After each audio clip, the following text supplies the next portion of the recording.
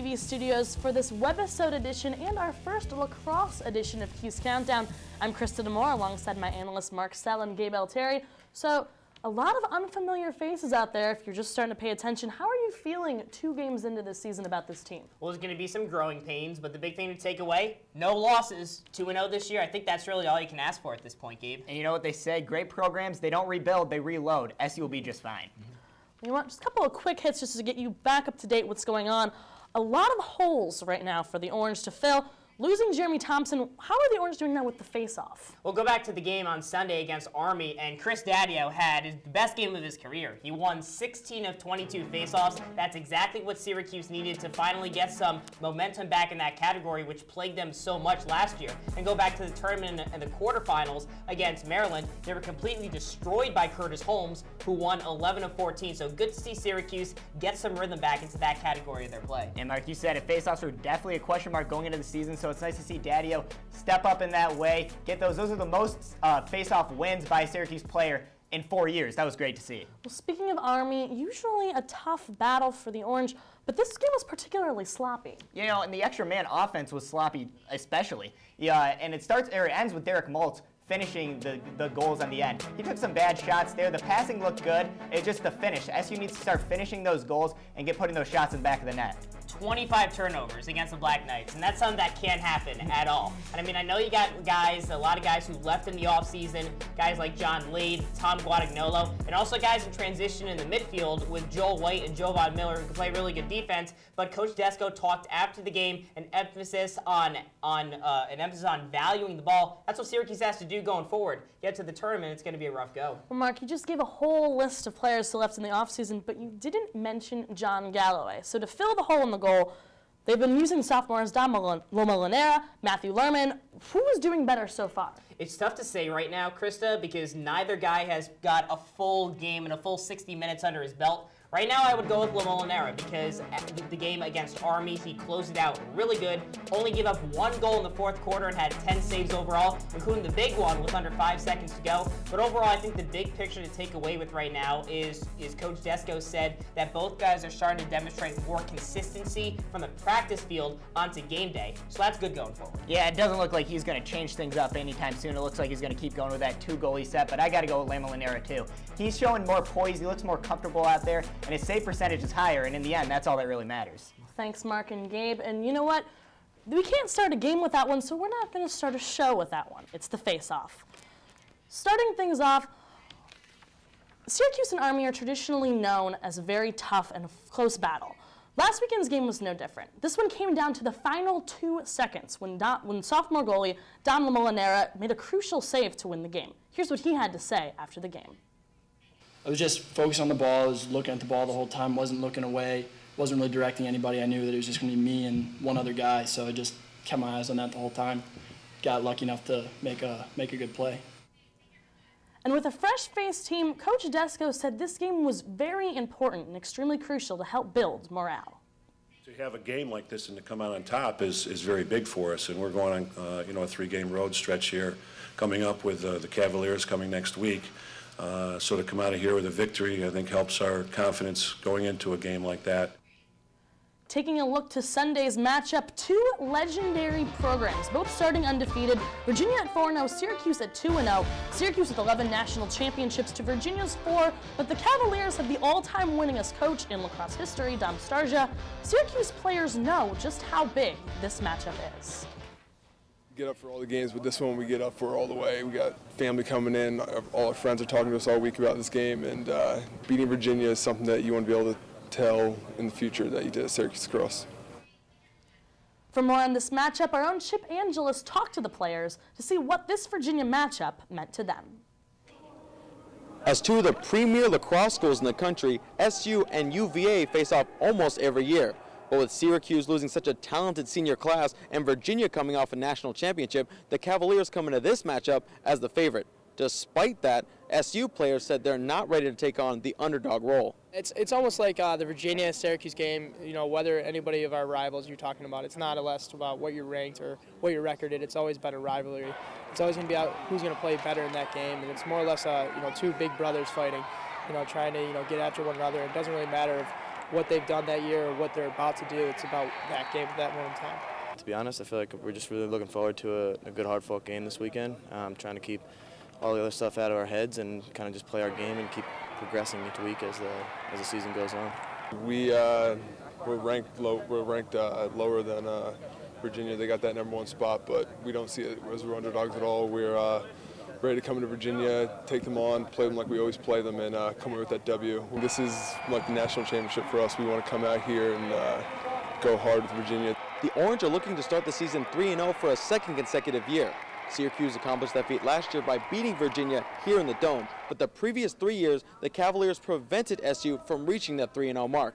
The last time Syracuse lost to Virginia was in Charlottesville, where SU heads on Sunday looking for an upset. Chip Angeles, Citrus TV. Thanks, Chip, and your memory might be a little fuzzy on the Cavaliers, so let's take you back to last season. The team ran into some problems off the field with brothers Shamel and Ramel Bratton, but that didn't stop them. After suspending the Brattons for violating team rules, the Cavaliers won the rest of their games, including the national championship. Steele Stanwyck also went on to win the Tewaaraton. But that was last season, so let's take a look at exactly who the Orange will be facing this Sunday. It's time to meet Virginia.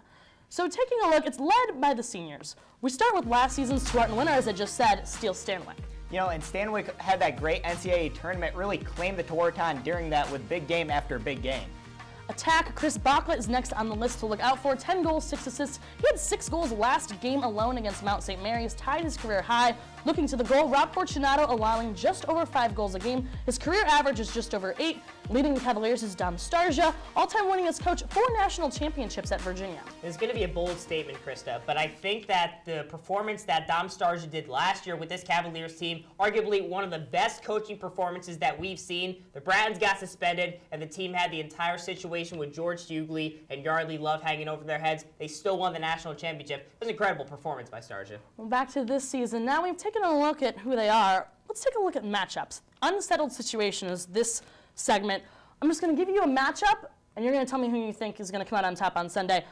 Start off, junior Brian McGill. 5 ground balls this season, but how is he going to fare against Steele Stanwyck?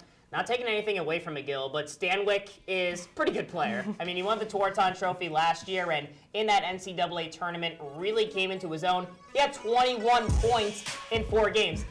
That's incredible. And I mean, Steele Stanwyck, he's the heart and soul of this team. The offense runs right through him. It's going to be a tough task for McGill. I got to go with Stanwyck. I mean, you said it, Mark. Steele Stanwyck is just a different being out there. He won the Tewaaraton, as you said, last year, and he really draws a lot of attention once he gets into the offensive zone. He draws a lot of attackers. That opens up stuff for Bachlet and Briggs so they can score and, you know, get their name on the board. We haven't mentioned him yet. Number 22 himself, Jojo Marasco, facing off against Colin Briggs. He's already off to a solid start, 7 goals, 6 assists. Who do you have on this one? You know, I'm going to take Marasco in this one, and it's really his maturity. I mean, it reminds me a lot of what we saw with Dion Waiters on the basketball team this year, stepping up as in the next season. Marasco's against Albany. Marasco had that hat trick during that 10-0 run, really showed us what he can do. And then against Army, he had that goal to start the 4th that set the tone in that quarter for SU. There's one thing you're forgetting, Gabe.